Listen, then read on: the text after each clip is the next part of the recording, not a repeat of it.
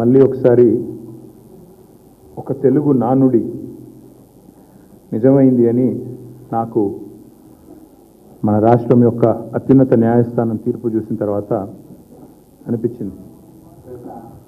నిజం నిలకడ మీదే తేలుతుంది, నిజం కడప దాటే లోపల అబద్ధం అంగీలాగేసుకొని ప్రపంచం అంతా తిరిగి వస్తుంది అనే సామెత ఏదైతే ఉందో, ఈరోజు ముఖ్యంగా ఈ కాళేశ్వరం విషయంలో కాంగ్రెస్ పార్టీ చేసిన ఘోరాతి ఘోరమైన గోబెల్స్ని మించిపోయి చేసిన ప్రచారం ఏదైతే ఉన్నదో, ఇవాళ మన రాష్ట్ర అత్యున్నత న్యాయస్థానం ఇచ్చిన తీర్పుతో అది పటాపంచలైందని చెప్పి రాష్ట్రంలోని ప్రతి ఒక్కరూ భావిస్తూ ఉన్నారు.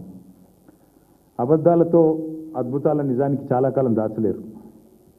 కాళేశ్వర మహత్యాన్ని కూడా కనిపించకుండా చేయలేరు, అది మళ్ళీ తేలిపోయింది. అబద్ధానికి ఆడంబరం ఎక్కువ కానీ ఆయుష్ తక్కువ. రాహుల్ గాంధీ గారిని తీసుకొచ్చి ఆ బరాజ్ మీద నిలబెట్టి అక్కడ ఉన్న ఒక పర్రెని చూపెట్టి ఇది మొత్తం కూలిపోయింది, కొట్టుకపోయింది అని చెప్పి ఏదైతే చిల్లర ప్రచారం చేశారో, ఇవాళ అది కొట్టుడు పోయింది. అంతిమ విజయం సత్యానిదే అని రుజువైంది.